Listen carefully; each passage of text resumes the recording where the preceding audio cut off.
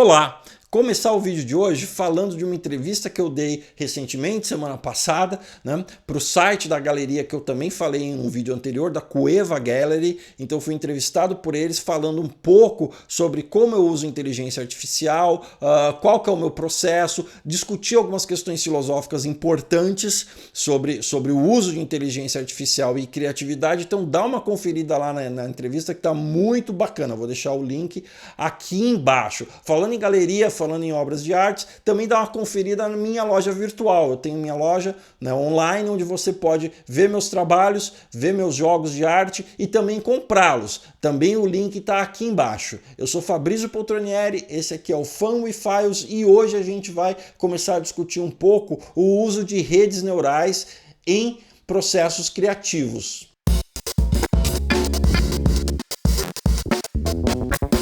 Hoje em dia, quando se fala em inteligência artificial, a tendência é que as pessoas pensem que redes neurais e inteligência artificial são sinônimos, são a mesma coisa. Bom, não é verdade, como eu falei no meu vídeo sobre GoFi, né? Existem vários tipos de inteligência artificial e redes neurais é um tipo de inteligência artificial. Bom, mas é inegável que no tempo que nós vivemos hoje em dia, essa terceira onda, esse momento que nós vivemos da inteligência artificial é extremamente marcado pela presença constante, massiva e crescente de redes neurais. Por quê? Porque elas solucionam vários problemas, né, que outros tipos de inteligência artificial, como inteligência artificial simbólica, foi incapaz de resolver. Bom, as redes neurais, elas já existem já faz algum tempo, já fazem, na verdade, bastante tempo. Elas existem, elas são tão antigas quanto os outros sistemas de inteligência artificial, mas por uma série de razões, só recentemente as redes neurais tiveram assim, um impulso, né, no seu uso e na sua massificação, e na sua presença massiva em diversas áreas. Uma das razões é que hoje em dia nós temos bancos de dados, né? Porque essas redes neurais elas necessitam de algo que é chamado de treino, elas precisam ser treinadas para reconhecer padrões. Então hoje em dia nós temos acesso a bancos de dados muito mais extensos e nós também podemos coletar dados com muito mais facilidade. Então esse é um dos principais motivos pelos quais as redes neurais hoje são tão presentes. As redes neurais elas são extremamente eficientes em reconhecer padrões. Então, na verdade, o que acontece num sistema de treino de uma rede neural é o reconhecimento de padrões comuns naquele banco de dados a qual a rede é exposta. Existe um problema em inteligência artificial que é conhecido como o gargalo do conhecimento. Ou seja, como que você expressa o conhecimento necessário para que o algoritmo, para que o computador resolva os problemas de uma forma eficiente e de uma forma expressiva, né? Então,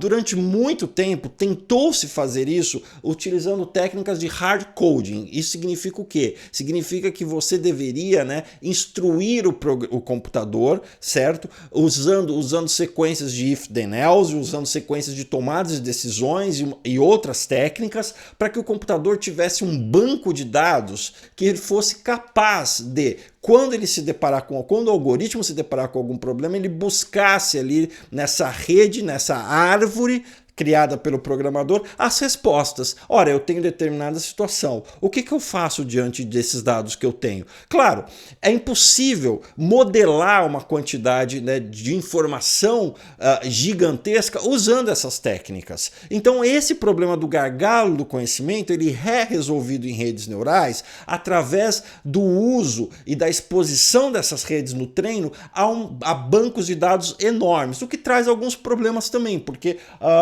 o sistema de treino mais utilizado hoje em dia, que é Supervised Training, treino supervisionado, significa que esses bancos de dados eles têm que conter informações semânticas para que a rede, né, durante o treino possa aprender algo, aprender entre aspas, possa extrair aquelas informações. Ora, se nós temos um banco de dados enorme, gigantesco, com bilhões de imagens, como que essas imagens como que é atribuído valor semântico a essas imagens? Esse é o grande problema desse sistema de treino supervisionado. Por quê? Porque basicamente seres humanos têm que ir ali e colocar, né, etiquetas. Ah, essa é uma imagem de uma árvore, essa é uma imagem de um gato, esse som corresponde à palavra tal. Esse é ainda hoje o maior gargalo nas redes neurais, apesar de que existem outros sistemas de treino também que dispensam o uso de labels, o uso de etiquetas, né, para atribuir esse valor semântico, mas eles não são ainda tão eficientes, eles não são ainda tão avançados como o sistema de treino supervisionado. Agora, uma coisa que é preciso ficar muito claro aqui e que pode ser mal interpretada é que o termo learning, ou seja, aprendizado, em machine learning, deep learning é um tipo de machine learning, mas que usa diversas camadas para analisar os dados, para extrair informações desses dados. Esse termo aprendizado ele pode enganar, porque o que acontece não é aprendizado no sentido humano. Os computadores eles não aprendem coisas como nós aprendemos, através da exposição a esses bancos de dados.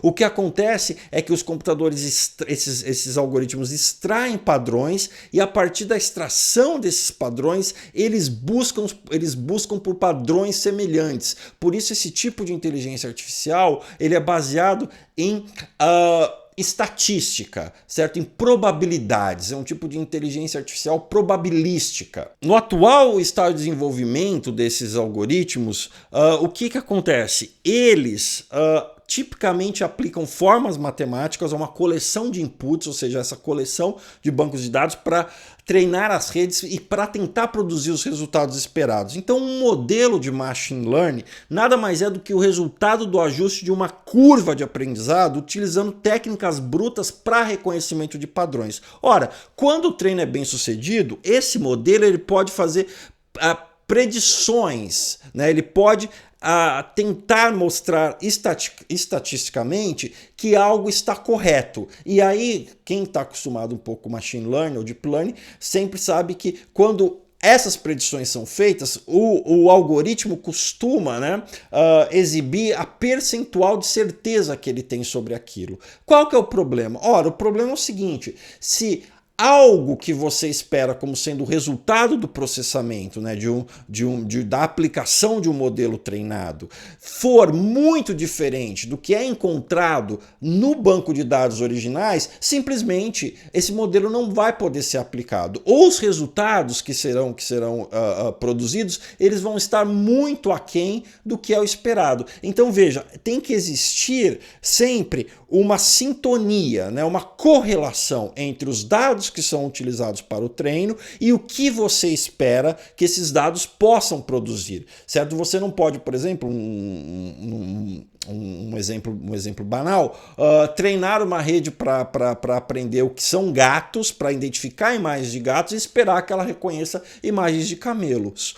Então não é propriamente aprendizado, pelo menos não no sentido humano. Mas o que é interessante para o uso criativo dessas tecnologias é que essas distorções, esses glitches, esses resultados não esperados, eles podem ser um material muito interessante para o uso criativo dessas tecnologias. E é isso que eu tenho explorado no meu próprio trabalho. O meu modo de trabalhar, o meu modo de operacionar essas redes neurais, eu uso elas o tempo inteiro, né? GANs, RNNs, depois eu vou falar em outros vídeos um pouquinho mais sobre como eu uso essas redes neurais. Mas o que eu faço é misturá-las, né? Misturar o output dessas redes neurais, a saída dessas redes neurais com outras técnicas de inteligência artificial. Para esse vídeo é isso, é uma breve introdução às redes neurais, o que elas são, certo? O que elas não são, né? Então elas ainda não são aprendizado como nós entendemos no nível humano, elas são processos ainda de automação e de extração